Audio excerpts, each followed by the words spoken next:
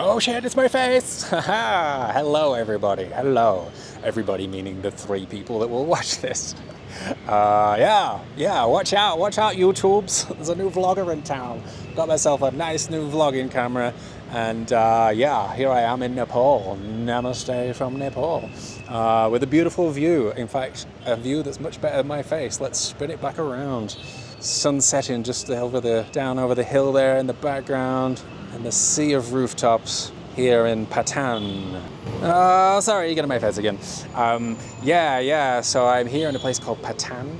It does have another name, which I'm yet to pronounce out loud, so I don't want to embarrass myself. So we'll stick with Patan, which plenty of people call it, so we're fine. Yeah, so here we go. I'm just going to experiment a little bit with this camera. I got it with a plan in mind, actually, a project that I've got it for that relates to the book. But I'm not going to tell you about that. I'm not going to tell you about that just yet. I'm going to keep that a secret. In the meantime, I'm just going to do some, just some ordinary-ish vlogs, a little catch-up for people that want to know what I've been up to, and maybe just some, I don't know, just use the camera a bunch and the little funny fairy microphone that it comes with. That might have been too loud. Do some walking around videos maybe. I don't know if I'll be one of those guys that's like walking and talking down the street, vlogging in front of other people. The idea of that feels a bit silly. I don't know if I'm there yet, but maybe I'll get there. But yeah, I just want to use it in a bunch of different ways and probably make a bunch of mistakes, but learn from those mistakes. Then I am ready for the project that, it's coming up in a few weeks. So here I am in Patan, this beautiful place. It's not far from Kathmandu. It's a sort of neighboring city from Kathmandu. So it's kind of a busy place, but it's just a beautiful place. It's known as a historic city. It's just filled with these like old like brick and wooden buildings, and it's kind of famous for its woodwork. There's tons of like the doors, the door frames, the window frames, just beautiful carved woodwork. It's amazing. It really does have a sense of history. At times you're just like, wow, I feel like I've gone back in time like hundreds of years. Gone back in time, but also that time back then still has hundreds and hundreds of noisy ass mopeds. You cannot escape the mopeds. You can a little bit. There's little spots of peace here and there, but for the most part, you're still jostling with mopeds through the alleyways and roads. So what have I been up to? I've been here for about 3 weeks now. Before that, I was in Sri Lanka. I was in Sri Lanka for a month, which was beautiful. It was monsoon season there, but it's not that bad actually, to be honest. It only rains like once a day, and it's very brief. It comes out of nowhere, so you gotta be careful. If you get caught in it, you are drenched. But to be honest, in a month of being there, I literally got caught like once, I think. It's not that often, but it was just so beautiful. I wasn't far from the beach. Lush green coconut trees everywhere. The guest house where I was staying, they had bicycles that I could use. So it's just such a nice time. I didn't have this camera then, unfortunately, so not too much great footage. But I think I got one or two. Maybe I'll put some of my phone footage very briefly, just so you can see how green it is. And then I came to Kathmandu, and it did not stop raining for 3 days. 3 days solid of rain. I couldn't believe it. And I was in a just rank accommodation, this squalid little place as well, for the first 6 nights. Because I booked this place where I am now for a month, but I had 6 nights to kill first, right? So I just very quickly booked a very cheap hotel, and boy, did I regret that. It was, the room had 0 daylight getting into it. Unbelievably rock hard bed, which is quite common for Nepal, but I was expecting more. Just horrible little squalid bathroom.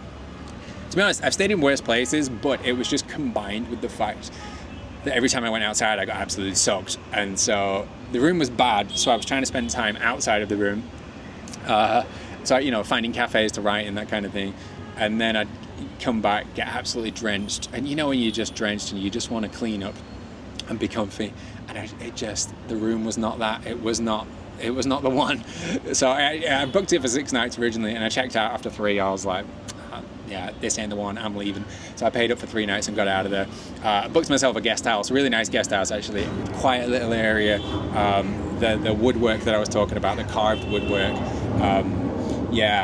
The only downside is having to like duck under everything, all the doorways, because Nepali people are small and the traditional Nawari people are even smaller. So yeah, I had to duck under all the doorways constantly, and even the beams in my room, like the wooden beams on the ceiling, like I gotta be just ducking under them. Yeah, and a nice little balcony space in the window for me to dry my soggy shoes out as well. It took about 2 or 3 days to dry those soggy shoes out. Yeah, so I stayed there and then moved over here, and then yeah, just been back in the routine. Writing in cafes, various cafes. Kind of been, you know, doing my usual solitude thing. Definitely living in my introverted era here, but I have got out and about a little bit. The guest house owner here invited me to a family celebration that he was having at this temple. It was you know what, I've recorded another video about that. It's called a rice feeding ceremony. It was his daughter's thing. Got pretty drunk there. I came back and then recorded a pretty long vlog up here on the rooftop at night time. So I think I'll do that as a separate video, but yeah. And I also got invited by a friend who I met like, 5 years ago, the last time I was here in Nepal. We stayed in touch, and she invited me to go and meet all her family and stuff on over this festival. There was a festival here recently called Dashain, 10-day long festival. It's never ending festivals in Nepal, first of all. But so she invited me over, and I met all her family, and so that was very cool. And I'd been sick that week, to be honest. Like, I've been sick, just like a regular cold or COVID, who knows. And she messaged me saying like, oh, do you want to come over today? I was like, I don't think I've got the energy, you know, I'm pretty out of it today. And she gave me some gentle encouragement. She just said, oh, should I just send a rider to your house? As in like a moped, you know, just on the app. People do that here, just send a quick rider. It sounds like you're getting a horse to come pick you up or something. Send over a horse and a rider. But yeah, just the way she said that, it instantly turned me over, flipped me into like, okay, let's do this. It just like gave me a jolt of adrenaline. So I impulsively jumped out of bed.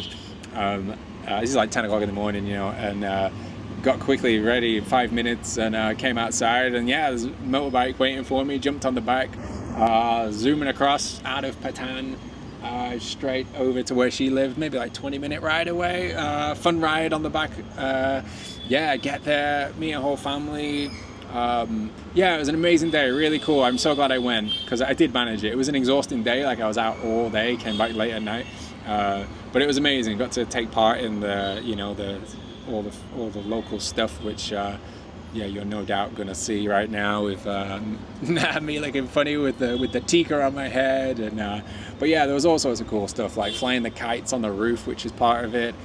But yeah, what a great day though. Massive thanks to my friend Jyoti, and all her family, like her dad, and her brother who came. So after the food and everything like that, and the kites on the rooftop, me, her, and her brother Deep all went on a wander for a couple of hours all around a bunch of temples, and just wandered around all these different streets. It was great. It's in a different city to where I am now, and it's a high elevation over there. Various temples we went to, and points we could see because it's higher elevation, we could see the mountains in the distance. Yeah, it was really, really cool. Every now and then we'd bump into somebody they knew, and we stopped by and got this little snack made by this old lady who was just making it at this little kind of sitting area. She just made it, you know, consisted of a leaf and some other things. I couldn't tell you, to be honest, what was in it at all, but it was hilarious because they expect you to put the entire thing in your mouth. Oh my god, it was a challenge. It was massive. It was an awkward shape as well, but yeah, I managed it just about. That was hilarious though. It was really, really tasty actually, but it was probably something I never would have bought myself just because it was side of the road, you know. Little things like that, you know, little local experience. Good times. Good times. Go.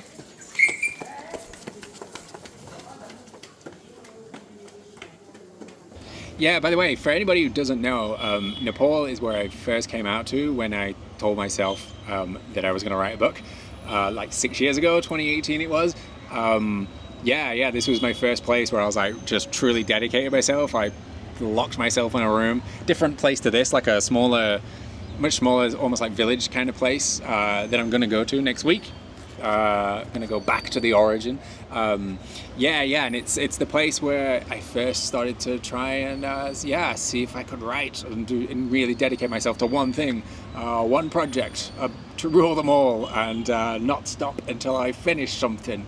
I can finish a thing. That's what I've been telling myself for the last 6 years now. And we're almost there. We are almost finally there. Yeah, and so I just thought it'd be cool to come back here, you know, like it's been such a journey over the last 6 years. Multiple drafts. What are we on now? Fourth or fifth draft. We're up to 4 books. It's a series of 4 books. Like what a crazy journey.